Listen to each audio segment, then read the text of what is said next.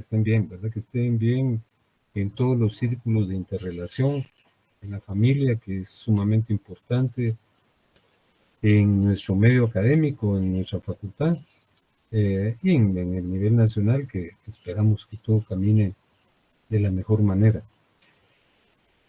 Empezamos mientras se incorporan más personas, haciendo una evocación de la temática que abordamos en la clase precedente. En la clase anterior hablamos del plan del derecho civil y empezamos por señalar que un plan es la formulación de conductas que al ser desarrolladas permiten alcanzar un objetivo. Eso es en lo atañedero a las personas, pero también hay un plan para ordenar una materia, una disciplina, y a eso aludimos cuando hablamos del plan del derecho civil. Nos preguntamos por qué razón o cuál es el fundamento de ordenar las materias en el Código Civil siguiendo cierto criterio, primero personas y familia, después derechos reales, luego sucesiones, luego registro de la propiedad, obligaciones y contratos. ¿A quién se le ocurrió hacer ese ordenamiento? Y platicamos que los criterios de ordenamiento de las materias datan de hace siglos, ¿verdad? Que fue en la cultura romana donde se formularon los primeros planes de estudio del derecho civil, y tal vez el más trascendente y significado es el que propició Justiniano, que fue un emperador del Imperio Romano de Oriente, y hablamos de que él fue el que comisionó a Triboniano, que era su adláter, su asistente, para que hiciera una recolección de todo el normativo del derecho romano que se encontraba disperso y perdido, porque el Imperio Romano se había fraccionado en Imperio Romano de Occidente e Imperio Romano de Oriente. Y Triboniano, que fue el responsable de esa actividad, concretó el Corpus Juris Civile, que es una obra magna, ¿verdad? Que está conformada, dijimos, por 4 textos: el Códex, el Digesto o Pandectas, las Institutas y las novelas. Y concluimos que los romanos, en base a esa elaboración tan minuciosa, habían presentado 3 segmentos para estructurar el ordenamiento del jus civile, o el derecho civil. Ese fue el primer plan: personas, cosas y acciones.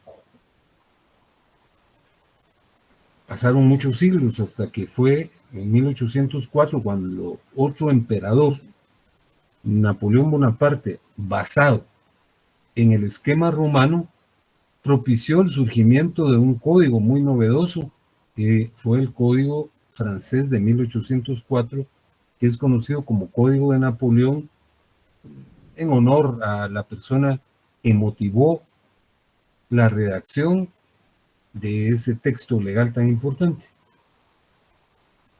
La fusión de ambos criterios, del criterio romano y del francés, es lo que se conoce como plan romano-francés.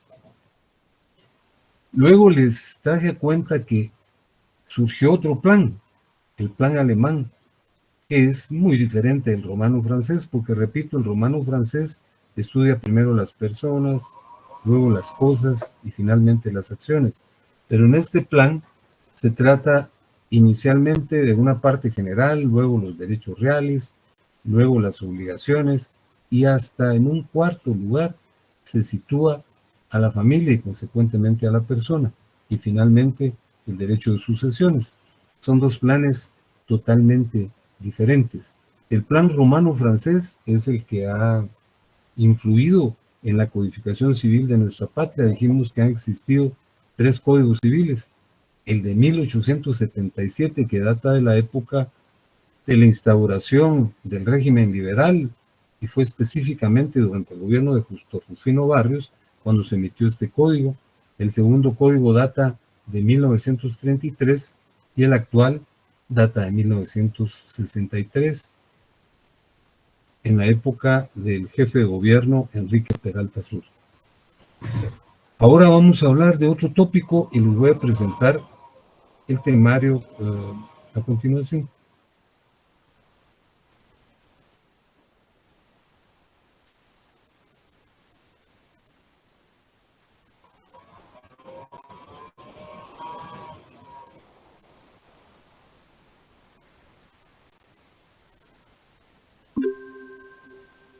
Y ya lo tienen en la pantalla, ¿verdad? Sí, licenciado. Muchas gracias. Bueno, el día de hoy, esta tarde-noche, vamos a hablar de 3 tópicos fundamentales para el derecho en términos de generalidad y para el derecho civil en términos de especificidad. Son conceptos fundamentales, trascendentes y significados que sirven de base para el desarrollo de las instituciones diversas que conforman esta disciplina jurídica. Vamos a hablar primero del concepto de persona. Aquí en el numeral 1, de manera sintética, les consigno en principio el origen de la palabra persona. ¿De dónde se origina la palabra persona? En el 1.1, repito, lo explicamos. Fíjense que la palabra persona proviene de un vocablo latino, ¿verdad? Que es persono o personae. La palabra persona o personae está integrada por 2 términos. Per, que significa mucho, y sonare, que significa sonar. De tal cuenta que el significado de la palabra persona o personae es el de sonar mucho. Repito, la palabra persona procede de un vocablo latino que es persona o personae. Dicción que a su vez está conformada por 2 vocablos. Per, que significa mucho, y sonare, que significa sonar. La vinculación de las 2 palabras tiene por significación sonar mucho. Pero ¿qué vinculación, qué relación tiene la significación sonar mucho con el concepto de la palabra persona? La explicación es la siguiente, que está consignada en el segundo párrafo. Fíjense que uno de los focos de la cultura más conocidos y reconocidos es la cultura griega. Los griegos hicieron aportes muy significados a la humanidad en materia de las ciencias y las artes. Recordemos que ahí existieron prohombres que fueron los pioneros en el conocimiento de varias disciplinas, ¿verdad? Por ejemplo, Homero, que se dice que era el padre de la literatura. Genofonte y Herodoto, los padres de la historia. Sófocles, padre de la poesía, Sófocles, Eurípides, padres del teatro, ¿verdad? También habían personas que descollaron superlativamente en la filosofía, como Sócrates, Platón y Aristóteles, y una serie de personajes muy distinguidos, Esquilo, Sófocles, Eurípides, etcétera, ¿verdad? Bueno, pues era un pueblo muy culto, particularmente los atenienses. Y entonces en Atenas, que era el rival de Esparta, ¿verdad? La ciudad-estado rival de Esparta, surgieron los teatros. El movimiento teatral surgió en esa cultura. Pero lógicamente los teatros de esa época eran teatros simplistas, ¿verdad? Ahora los teatros son manifestaciones arquitectónicas y tecnológicas sorprendentes, ¿verdad? Pero en esa época no. Los teatros estaban al aire libre y se llamaban teatros de herradura, porque tenían la forma de una herradura. Estaban las gradas, que eran donde se situaba el público, y al fondo, en la parte de abajo, había un proscenio, que era donde participaban los actores. El punto es que las recitaciones de los actores no se escuchaban, ¿verdad? Por 2 razones. En primer lugar, porque no había acústica, ¿verdad? No había techo, eran al aire libre los teatros. Y al margen de ello, los actores se caracterizaban con una máscara gruesa, una máscara gruesísima, ¿verdad? Que disminuía su voz. Entonces, ¿cómo se iba a superar el extremo de que las recitaciones no se escucharan por parte del público? Pues fíjense que a la máscara le incrustaron un mecanismo, un artilugio, una especie de mecanismo semejante a lo que es un magnavoz en la actualidad, ¿verdad? Simplista, eso ampliaba la voz y ese mecanismo se llamaba persono o personae, porque permitía que la voz sonara mucho. Entonces, ese fue el origen de la palabra persona. Luego se le llamó persona a los actores que intervenían en el teatro y finalmente se le llamó así al ser humano. Entonces, repito, la palabra persona procede de los vocablos persono o personae, que a su vez está conformada por dos términos, que es sonar, que es per, mucho, y sonar es sonar, lo cual significa sonar mucho, y el persono era un aditamento que se incrustó dentro de las máscaras de los actores para superar el problema de la acústica, ¿verdad?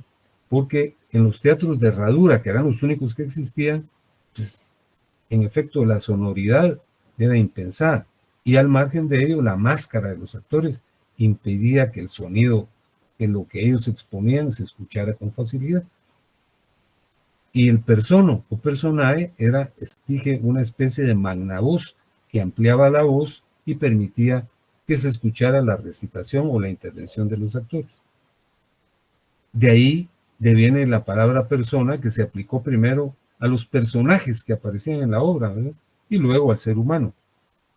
Aquí en el número 1.2 hay una definición de lo que se entiende por persona.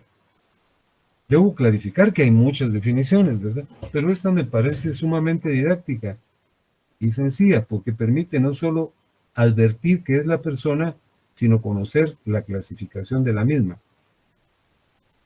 El 1.2 dice en negrita la definición que la persona es aquel ente susceptible de participar en una relación jurídica, precisamente cumpliendo obligaciones, ejercitando derechos. Es aquel ente susceptible de participar en una relación jurídica, precisamente cumpliendo obligaciones y ejercitando derechos. Fíjense que se está utilizando un término muy peculiar, que es la palabra ente. La palabra ente se refiere a un ser, pero ahí no estamos diciendo qué tipo de ser es, ¿verdad? Sino estamos hablando que la persona es aquel ser susceptible de participar en una relación jurídica, precisamente cumpliendo obligaciones y ejercitando derechos. Y se usa la palabra ente porque ahí están incluidas las dos clases de personas que existen, porque existen dos clases de personas: las personas individuales, naturales o físicas, que somos nosotros, los seres humanos, que nos caracterizamos porque tenemos materia, ocupamos un lugar en el espacio, somos tangibles, nos pueden tocar o podemos tocar a nuestros semejantes, los podemos ver. Entonces, esas son o somos las personas individuales, naturales o físicas. Pero existen otro tipo de personas, que son las personas abstractas, colectivas o morales, a las que se les llama jurídicas. Esto lo estudiaron ustedes el año pasado. Este tipo de personas se diferencian de las personas individuales, naturales o físicas, porque estas otras personas no tienen materia, no ocupan un lugar en el espacio. Existen en una dimensión que es la jurídica, pero no existen físicamente, no existen materialmente. Y aquí les traigo a cuenta unos ejemplos. La Universidad de San Carlos, ¿verdad? La Universidad de San Carlos es un ente abstracto. Nosotros no podemos decir, bueno, la universidad es la sumatoria de edificios y es la sumatoria de los alumnos, porque podemos derribar los edificios y la universidad seguirá subsistiendo. Recuerden, por ejemplo, que para la siniestra época de la pandemia no había alumnos presentes, ¿verdad? Pero la universidad seguía existiendo porque es un ente abstracto. No podemos decir nosotros, el sábado pasado vi a la universidad en el supermercado, ¿verdad? Estaba haciendo compras. ¿Por qué no? Esa es una conducta propia de otro tipo de personas, de las personas individuales, naturales o físicas. El Estado y las municipalidades tienen la misma característica, ¿verdad? Son abstractas, no tienen materia, ¿verdad? Uno puede decir la municipalidad iba vestida con un traje verde, ¿verdad? O iba haciendo ejercicio, corriendo por la carretera, porque no son seres humanos. Entonces, repito, la persona es aquel ente susceptible de participar en una relación jurídica precisamente cumpliendo obligaciones y ejercitando derechos. Y hay dos clases de personas, las personas individuales, naturales o físicas, que somos los seres humanos. Ocupamos un lugar en el espacio, tenemos materia. Y hay otro tipo de personas que son las abstractas, colectivas o morales que no tienen corporeidad, pero existen en el mundo del derecho. Bueno, ese es el primer concepto. Ahora veamos qué es personalidad. Aquí aparece en el número 2. La personalidad, se lo señalé entre comillas, la personalidad es la investidura jurídica que permite a una persona incorporarse al mundo del derecho. Ahí les traje un ejemplo para que captemos de mejor manera qué es la personalidad. Ahí dice en el segundo párrafo, es una especie de pasaporte que permite a la persona incorporarse al ámbito de las obligaciones y de los derechos. Imagínense que se trata de un supermercado, vamos a utilizar ese ejemplo, aunque es un poco pedestre, pero para entrar al supermercado necesitamos comprar un ticket. Imaginémonos que el mercado es el mundo del derecho y el ticket es la personalidad. Si yo no tengo el ticket, no puedo entrar al supermercado. Entonces, de igual forma, si no tengo personalidad, no puedo entrar al mundo del derecho. No puedo ejercer derechos ni cumplir obligaciones. Pero ¿cómo se adquiere la personalidad? ¿Y cuándo se adquiere? Aquí, en el número 2.1, les señalo las teorías que hay respecto al inicio de la personalidad. Fíjense que para algunos autores, la personalidad se inicia en el momento de la concepción. ¿Qué es la concepción? Todos lo sabemos. Es el momento supremo cuando las dos células germinales, la del varón y la de la mujer, se fusionan y vislumbra la vida, ¿verdad? Ahora existen hasta videos del momento en que se produce la concepción, van los espermas, ¿verdad?, decursando, y el más veloz, el más fuerte, es el que penetra el óvulo, ahí surge la vida, esa es la concepción. Entonces, según esta primera tesis, en el momento de la concepción, surge la personalidad. Pero hay un argumento, la concepción solo se puede terminar a través de ciertos procedimientos. Después de que una pareja ha tenido vinculación, intimidad, no puede decir la señora, ya concebí, porque eso hay que establecerlo mediante un mecanismo que permita objetivamente establecer que ese suceso aconteció. Entonces otros autores dicen, sí, es probable que surja la personalidad cuando vislumbra la vida, pero eso es difícil establecerlo así de buenas a primeras. Pero hay un suceso que sí permite advertir que hay personalidades cuando ocurre el nacimiento. El nacimiento es el desprendimiento del claustro materno, ¿verdad?, del feto del claustro materno, al que se le llama alumbramiento. Entonces, en ese momento, dicen otros,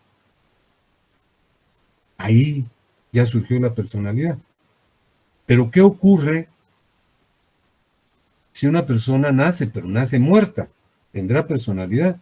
Entonces, un tercer criterio dice que hay personalidad cuando se produce el nacimiento, pero las personas, para tener personalidad, deben nacer vivas.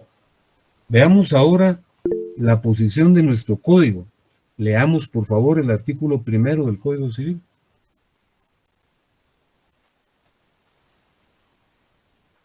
¿Quién me hace el favor de leerlo?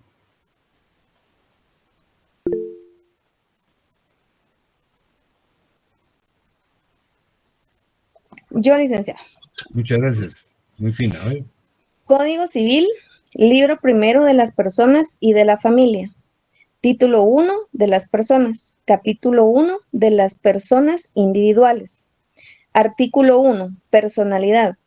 La personalidad civil comienza con el nacimiento y termina con la muerte. Sin embargo, al que está por nacer se le considera nacido por todo lo que le favorece, siempre que nazca en condiciones de viabilidad. Muchísimas gracias, es usted muy fina. Si nosotros leemos el artículo, podremos determinar cuál es el criterio de nuestro código respecto al inicio de la personalidad. Ya vimos que hay 3 tesis. Unos dicen que surge con la concepción, otras con el nacimiento, y la tercera posición, que surge cuando las personas nacen, pero siempre y cuando nazcan vivas, ¿verdad? Entonces leamos el artículo. La personalidad civil comienza con el nacimiento. Ahí se reconoce la tesis del nacimiento y termina con la muerte. Sin embargo, el que está por nacer es el que ha sido concebido, ¿verdad? Sin embargo, el que está por nacer se le considera nacido para todo lo que le favorezca, siempre y cuando nazca en condiciones de viabilidad. Entonces, nuestro código reconoce una tesis integral a la que se le llama tesis ecléctica, que sería bueno que quien esté en su código, porque ahora sí es necesario tenerlo a mano en cada exposición, pueden citar ahí al margen del artículo primero. Este artículo reconoce la tesis ecléctica, porque reúne todas las posiciones. Reconoce la tesis de la concepción, reconoce la tesis del nacimiento y la tesis de la viabilidad. Dice, la personalidad civil comienza con el nacimiento y termina con la muerte. Sin embargo, al que está por nacer se le considera nacido para todo lo que le favorece, siempre y cuando nazca en condiciones de viabilidad. A ver, le pregunto a Daniel Zamora.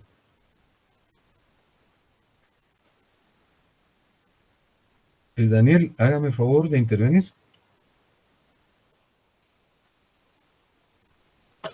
Sí, licenciado. Daniel, la palabra persona procede de un vocablo latino. ¿Cuál es? Aquí está en el número 1, 1.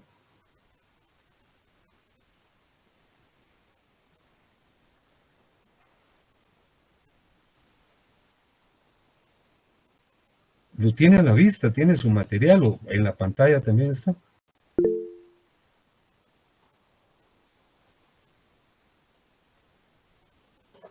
Bueno. Le pregunto a Alejandra Alfonso. Si se escucha, estoy intentando hablar. Está intentando hablar, Daniel. No, sí, no sé si me escucha. Ahora sí ya le escucho, Daniel, muchas gracias. Perdone, a ver. Sí, pues significa... está en el número 1, personaje. léalo, por favor. Muy. Ahorita se lo leo. El término persona viene del vocablo latino persona o personae, que es una dicción conformada a su vez por 2 términos, per, que significa mucho, y sonare, que significa sonar. La vinculación de las 2 palabras tiene por sentido sonar mucho. ¿Y a qué aludía esa situación? ¿Qué tiene que ver con los teatros? Sí, que los personajes que actuaban, pues como actuaban al aire libre, entonces por simple voz, entonces no se escuchaba para el público. Lo que usaron fueron unas máscaras grandes, las cuales pues se le adaptó una tecnología para que pudiera sonar la voz. Entonces a este término fue de la máscara fue que se le atribuyó el El origen de la palabra. el origen. Muchas gracias, Sí, Daniel. Muchas gracias, Daniel. Es usted muy fino. Dije, no me quiere contestar, pero era que había algún problema. Estoy muy agradecido, Daniel. Y ahora le estaba preguntando yo a Alejandra. Alejandra, ¿qué es persona? Eso está en el 1.2. Está en negrita ahí.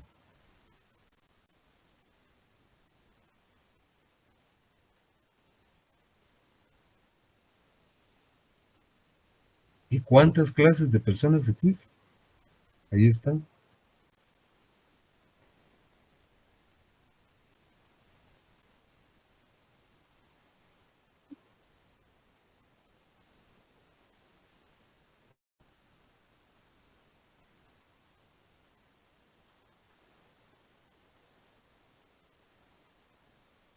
Muchísimas gracias. Muchas gracias, Alejandro.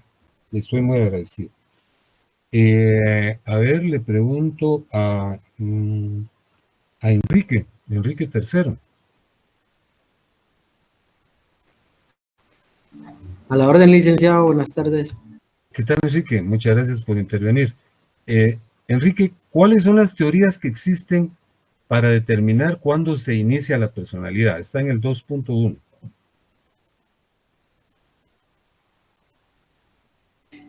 Una de las teorías sería en el momento de la concepción, otra sería cuando surge con el nacimiento, y el tercer criterio que señala que en efecto surge con el nacimiento siempre y cuando las personas nazcan vivas. ¿Y nuestro Y Código Civil cuál es la que reconoce?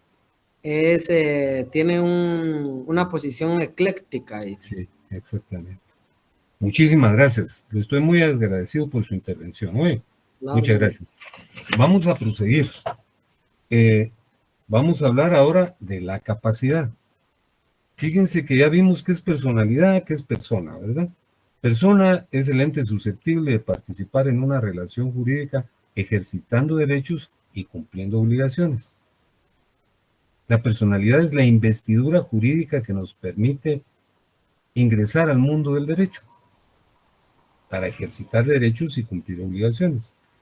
Y la capacidad aparece aquí en el 3.1, descrita en negrita. Dice, es el atributo de la personalidad, es el atributo derivado de la personalidad en virtud del cual pueden ejercerse derechos y cumplirse obligaciones. Fíjense que las definiciones a veces posibilitan alguna confusión y regularmente se incurre en esa falencia de confundir personalidad y capacidad. Pero aquí les traigo un ejemplo tal vez pedestre para que determinemos la diferencia entre personalidad y capacidad, que es casi el que yo les señalé hace unos minutos. Hay un mercado o un supermercado, pero para ingresar al mercado o supermercado necesitamos un ticket y lo compramos en una taquilla que hay ahí, ¿verdad? E ingresamos. Ese ticket es la personalidad. El mercado es el mundo jurídico. Entonces, la personalidad es la que nos permite ingresar al mundo jurídico. Es el ticket. Entonces, entramos al supermercado, pero no nos vamos a quedar hieráticos, ¿verdad? Inmóviles. Sino que realizamos una actividad. Vamos por los anaqueles tomando productos con nuestra carretilla, ¿verdad? Esa actividad es la capacidad.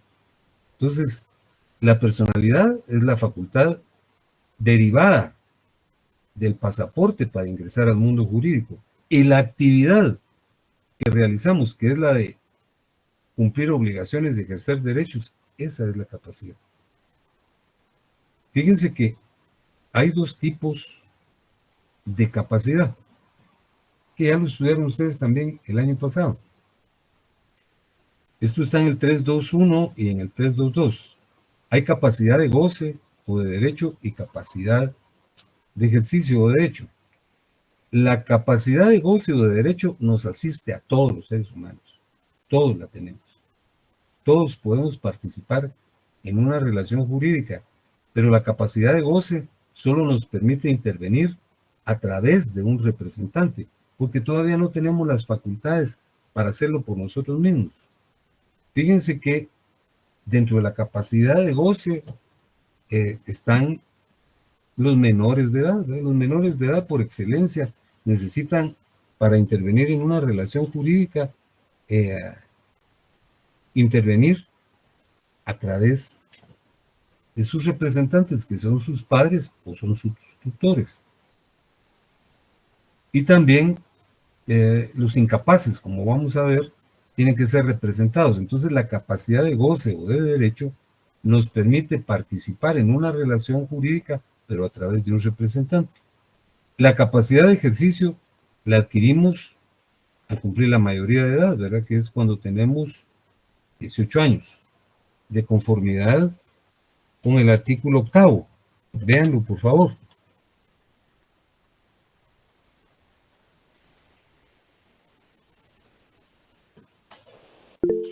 A ver, por favor, Rosy Mendoza, léame el artículo 8º, sí tiene su código.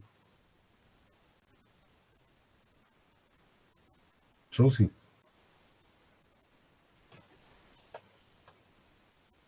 Bueno, según yo está presente, ¿verdad? Pero entonces le pregunto a Flor Rodríguez,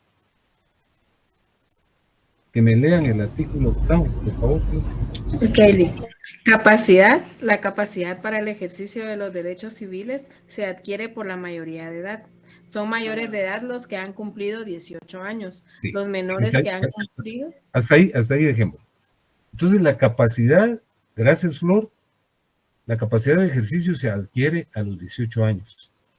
Fíjense que un ejemplo también pedestre es el siguiente.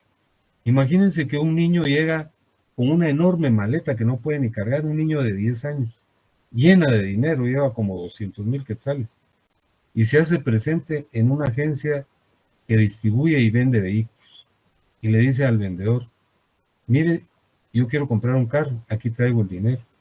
Y el vendedor, pues, no sabe qué hacer, ¿verdad? No resiste la tentación, pero como es estudiante de Derecho en la facultad, ya sabe que los niños tienen capacidad de goce, pero necesitan, para intervenir en una relación jurídica, participar o intervenir a través de su representante. Entonces le dice, niño, fíjate que tienes 10 años y para venderte el carro debe venir tu papá o debe venir tu representante.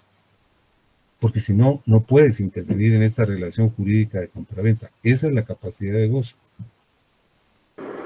Yo se lo vendo, Lick. Yo se lo vendo, Lick. Sí, con daría tentación. No lo dejamos ir, yo se lo vendo.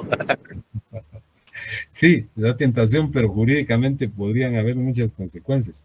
Bueno, pasan 9 años, ya tiene 19 años y llega el mismo niño con el mismo, ya no es niño, ¿verdad?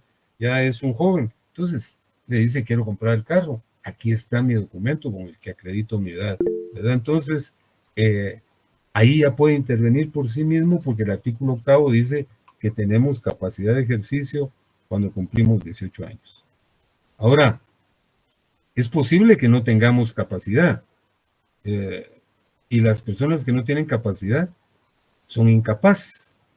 Como vamos a ver, la incapacidad puede ser de 2 tipos, ¿verdad? La voy a explicar en este momento.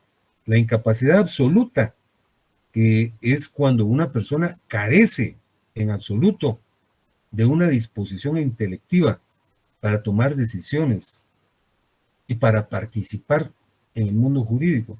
Una persona puede haber cumplido 18 años, 25 años o 30 años y sus procesos psíquicos, sus procesos intelectivos no han evolucionado.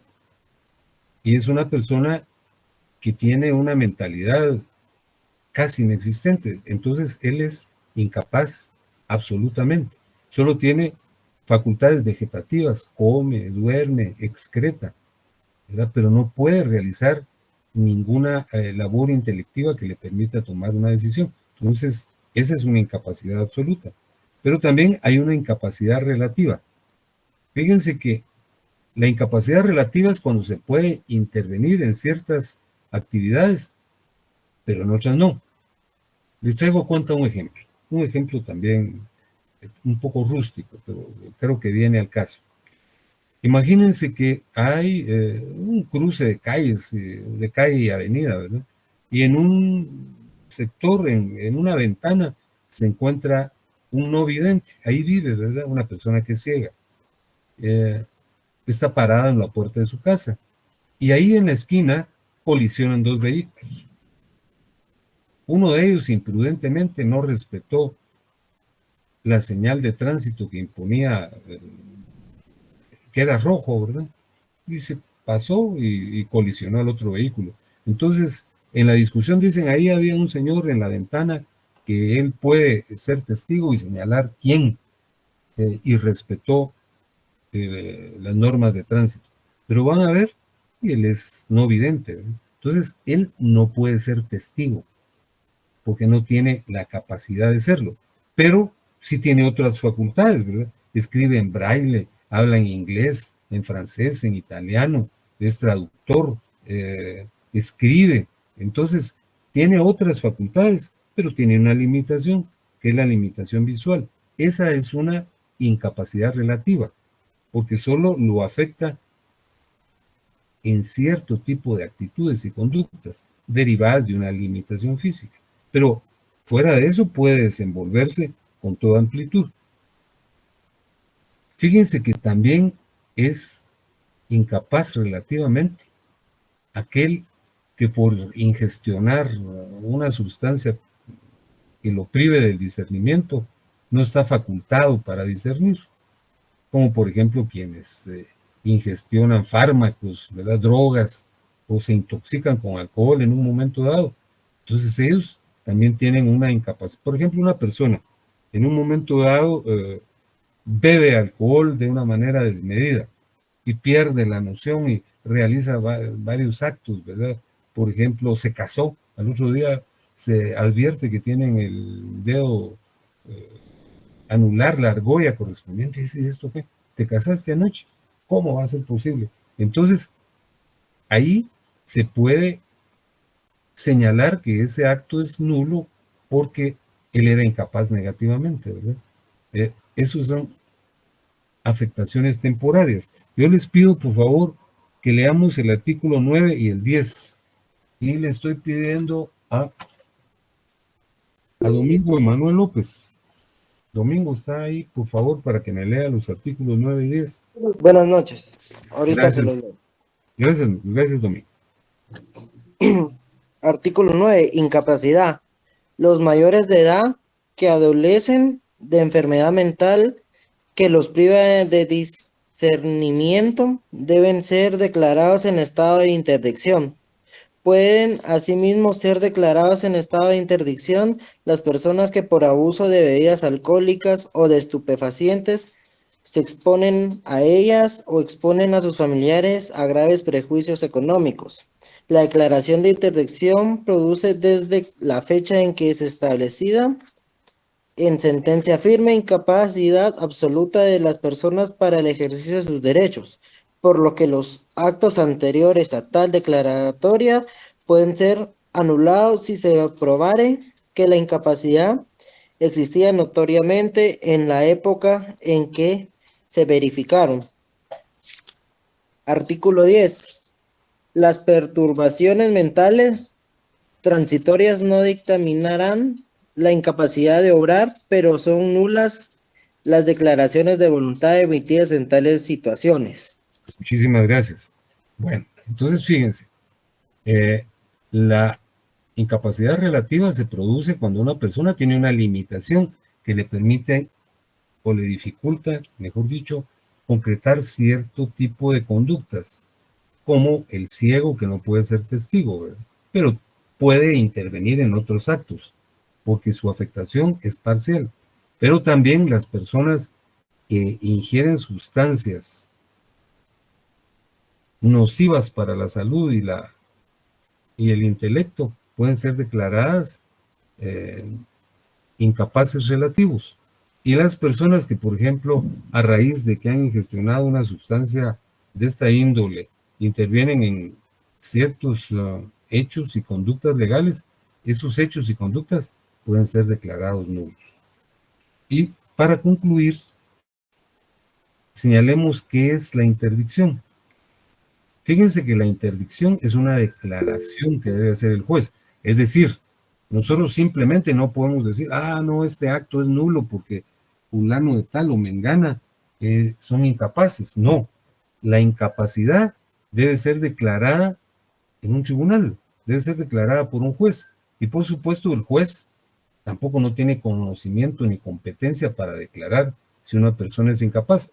Entonces va a ordenar un peritaje, va a llamar a médicos especialistas que determinen si una persona realmente tiene afectación psíquica, y si la tiene, lo declara incapaz y le nombra un representante, ¿verdad? A eso se llama declaratoria de interdicción. Con esto estamos concluyendo la exposición de esta noche. Sí, por favor. Disculpe. Sí, por favor. Una pregunta. He escuchado lo que es la incapacitación judicial, en donde los menores pueden tomar decisiones. ¿Esa práctica sí es manejable? En nuestro medio, tal y como lo dice el artículo 8, la capacidad de ejercicio se adquiere a los 16 años, pero los menores no están privados de derechos. Los menores pueden participar en relaciones jurídicas, pero a través de un representante, ¿verdad? Que, por ejemplo, en el ámbito civil, un menor puede comprar un bien. Miren, yo les cuento una experiencia que tuve hace muchos años, que a mí me impresionó mucho porque yo estaba recién graduado. Entonces, fíjense que una jovencita contrajo matrimonio contra la voluntad de su papá, ¿verdad? Se casó con otro joven igual que ella, pero el joven era una persona, todos estamos en cierta época de la vida, limitado económicamente porque tenía un trabajo muy sencillo. Entonces el papá no quería que se casaran todavía, pero se casaron, ¿verdad? Y tuvieron 2 niños. Y el papá los había desconocido a sus nietos, ¿verdad? Pero en un momento dado el papá estaba muy afectado de salud y falleció, es decir, el abuelo. Pero antes ordenó su testamento y declaró a los nietos sus herederos. Entonces, fíjense que muerto el abuelo, los papás, que eran los 2 jóvenes que les estoy señalando, pasaban unas situaciones muy difíciles, ¿verdad? Porque su peculio era un mínimo, ¿verdad? Y en realidad los nietos tenían casas y tenían terrenos y tenían una cuenta en el banco, ¿verdad? Entonces fue necesario iniciar toda una acción de utilidad y necesidad para probar que era menester que los menores pudieran hacer uso del dinero y de los bienes que les habían dejado, ¿cómo? A través de sus padres. Entonces, ellos no estaban en estado de interdicción, pero todavía tenían capacidad de goce, no tenían capacidad de ejercicio, y es a través de sus padres que lograron resolver la situación. Entonces, los menores pueden participar en muchos actos jurídicos, ¿verdad? Pero con alguna limitación. Por ejemplo, hasta hace cuánto, en 2017, los menores podían contraer matrimonio, el de 16 y 14 años, ahora ya no, ¿verdad? Entonces, pero sí pueden participar en muchos actos siempre y cuando sea a través de sus representantes, pero los menores no están declarados en estado de interdicción. En estado de interdicción son los mayores que no han desarrollado su disposición psíquica o intelectiva. La misma está totalmente reducida, ¿verdad? Y además, aquellas personas que ingestionan sustancias nocivas para la salud, como los fármacos, las drogas, los estupefacientes, el alcohol. Vamos. Sí, y así como también que los niños de 12 años, pues ahora ya pueden ser citados por el Ministerio Público. Sí, pero no como sindicados, ¿verdad? Porque exacto. Todavía, ¿verdad? Entonces, ahora, Nick, disculpe tanta molestadera. Fíjense que en el tema que estaba platicando usted de la vida jurídica, indicaba de que los bebés que nacen muertos, esos no nacen a la vida jurídica, ¿verdad? No nacen a la vida jurídica, son los mortinatos, ¿verdad? Ya. No tienen personalidad. no tienen personalidad jurídica. Esto no tiene nada que ver a lo que indica el artículo 3 de la Constitución, en donde tienen protecciones de que un papá o los padres vienen, abortan y se van presos por haber hecho un aborto, ¿verdad? Y al momento de nacer muertos en un hospital o algo, se tiene que ir a RENAP a sentar la partida de defunción. La defunción, por supuesto, sí. No quiere decir que no hayan existido. Mire, pero entonces si nacen a la vida jurídica, esa es mi duda. No, son... o lo estoy confundiendo de alguna naturaleza. Es que la vida jurídica es la que posibilita adquirir derechos y contraer obligaciones, pero una persona que está muerta no puede adquirir, por ejemplo, no pueden ser declarados herederos porque ya están muertos, ¿verdad? Ni puede adquirir una obligación. Fíjese, lo que usted me habla no es exactamente lo que enuncia el artículo 3 de la Constitución. El artículo 3 de la Constitución dice derecho a la vida. El Estado garantiza y protege la vida humana desde su concepción, así como la integridad y la seguridad de la persona. Fíjese que la pregunta suya me hace traer a cuenta algo muy importante. Fíjense que yo les señalé que el artículo 1 del Código Civil dice: la personalidad civil comienza con el nacimiento y termina con la muerte, pero al que está por nacer se le considera nacido para todo lo que le favorezca, siempre y cuando nazca en condiciones de viabilidad. Entonces, concluimos en que en el artículo 1 se acepta una tesis integral o ecléctica, pero otras personas dicen algo parecido a lo que usted me señalaba. No, en Guatemala priva la tesis de la concepción, porque así lo dice la Constitución, y la Constitución es la ley suprema que prevalece sobre leyes y reglamentos ordinarios. Pero el artículo 3 no dice eso, no habla de personalidad. El artículo 3 habla del derecho a la vida.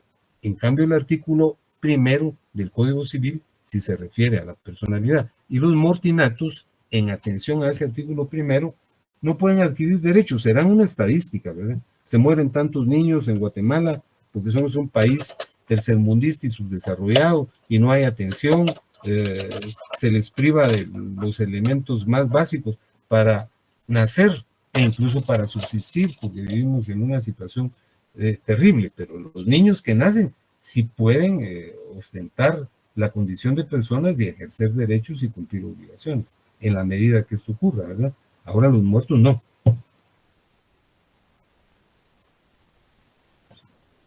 ¿Estamos?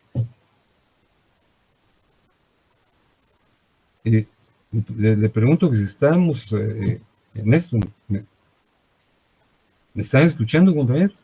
Sí, lo escuchamos, licenciado. Sí, licenciado. Licenciado. Mire, una consulta, Lic. Sí, por favor. Mire, ¿qué quiere dar a entender el artículo 10 del Código Civil? Fíjese que no mucho le oigan, donde dice: las perturbaciones mentales transitorias no determinan la incapacidad de hablar, pero tienen las en tales situaciones. El artículo dice: las perturbaciones mentales transitorias no determinan la incapacidad de obrar, pero son nulas las declaraciones de voluntad emitidas en estas situaciones. Es decir, una persona se embriaga, se embrutece ingiriendo alcohol una noche y, como le dije, aparece casado al otro día, o aparece que vendió su carro y al otro día ni se recuerda, ¿verdad? Porque estaba embrutecido. Entonces, él no es incapaz permanente, ¿verdad? Él incurrió en una falencia bajo efectos de licor o de una droga. Entonces, ese acto es el que se puede anular. Dice: las perturbaciones mentales transitorias. Es decir, él no estaba afectado de una manera permanente, sino a consecuencia de que se embriagó o se incurrió en el consumo de drogas. Entonces, las declaraciones de voluntad, una compraventa o el matrimonio, esas sí pueden anularse. Pero él no es incapaz. Gracias. Muy bien. Bueno, me dio mucho gusto estar con ustedes y espero saludarlos personalmente el día martes de la semana venidera. Que Dios me los bendiga, que descansen este fin de semana. Gracias. Feliz noche. Gracias. Feliz noche, licenciado.